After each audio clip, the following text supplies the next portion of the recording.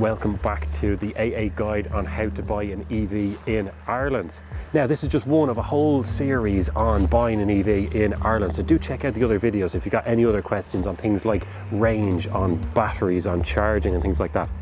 But today what we're looking at is, what if you do want to go out and buy an EV? You're limited by budget, so you're thinking that you might go used. Well, we're here at Fernhill Park to speak to someone who has a business buying and selling used EVs. They know a lot about it, and what we're going to do is pick their brain a little bit and help us to drill down into what sort of an EV you should be looking at buying, what suits your needs, and also some of the concerns you might have and how to address those. Take a moment, enjoy the calm. You could be stuck on the N7 with two teething toddlers, but we don't do stress at the AA. We do roadside rescue, and our trained mechanics fix 8 out of 10 problems at the roadside. Buy online now at theAA.ie. Relax.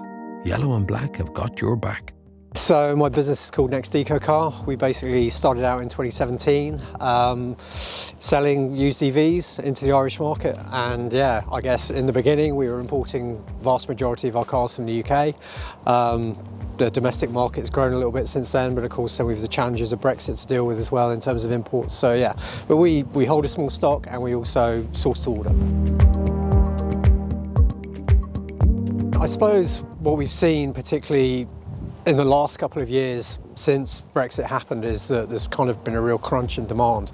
Obviously more people want to get into EVs all the time because that's the way the trend is moving, but at the same time we're not getting as many cars into the market. Of course more new EVs are being sold, but we're yet to see most of those rotating back into the used market. I think it's really driven by demand. I mean, the amount of vehicles currently on the used market here, EVs on the used market, is less than demand. There isn't just as much choice out there.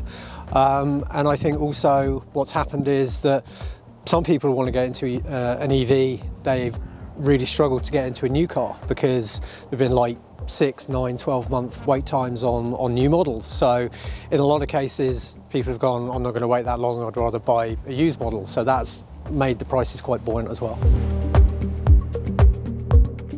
The battery management system that any brand of EV has is much better at managing the health of the battery in the car than your phone is managing the health of that battery.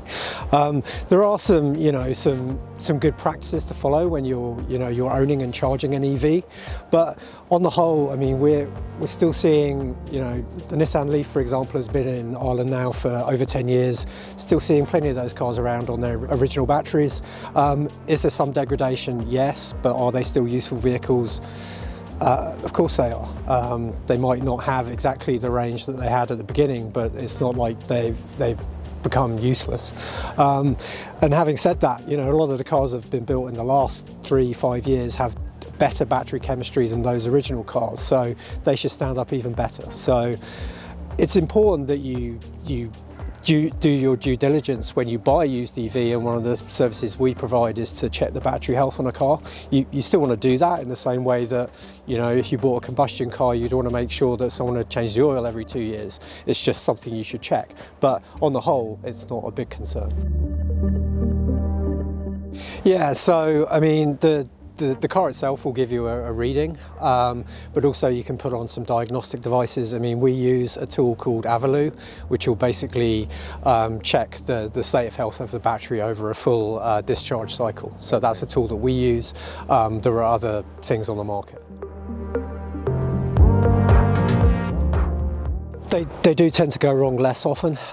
There are less moving parts in an EV than there is in a combustion car. Combustion cars have huge amount of moving parts just because of the engine and all the associated ancillaries. An EV has a motor and 4 wheels, and there's very, very few other actual sort of moving parts. Obviously the suspension and the brakes and things like that, but they're common to a combustion car as well. So, I mean, really, if you are buying an EV, you should check that, especially if it's still under the manufacturer's warranty, that it's hit those service intervals. So if you had any issues, you could go back to the manufacturer and get those resolved. You do the same with a combustion car. But yeah, a lot of times when you take an EV in for a service, it's more of a check over to make sure that everything is as it should be. But of course, over time, things will wear. Brakes will still wear. They'll wear less than on a combustion car, but brakes, suspension, tyres, those sorts of things will obviously wear out over time in the same way as they do in any other car. So you should make sure that the car has been regularly serviced and that those items have been taken care of when they need some attention. The two main options would probably be the Nissan Leaf, either the 24 kilowatt hour or 30 kilowatt hour models. So like I said, for the 24 kilowatt range is about 100 to 120 kilometers, 30 kilowatt hour, like I know you have yourself, probably about 150 kilometers. And then the other option is probably the Renault Zoe, which is a slightly smaller car. A little bit more efficient. Again, probably for the budget you've mentioned, you'd probably be looking at a 22 kilowatt hour model. If you could stretch that budget a bit more, closer to 20, you might get into a 40 kilowatt, which were late 2016 onwards, and that's a really good car. I think I'd probably be looking at things like the Kia e-Soul, the Kia Niro, the Hyundai Kona. They've much bigger batteries, 64 kilowatt hour, so 400 kilometers of range almost, between 30 and 35, you'd definitely be able to get into some of those models now. Also, there's a larger battery version of the Nissan Leaf, 62 kilowatt hour battery. You should get into one of those for under 35 as well. So hopefully you got the information that you wanted out of today's video, all about buying a used EV in Ireland. We picked the brains of Simon Acton, who has a business buying and selling used EVs, and got some good insight into the things that we should be looking out for, the concerns that we might have.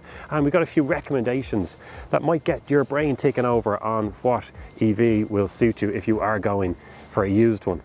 So thank you very much for watching, and of course if you want more information, check out all the other videos in this series or visit theAA.ie, where we've got a whole host of features and articles there about not just electric vehicles but home insurance, travel insurance, and of course our famous breakdown rescue.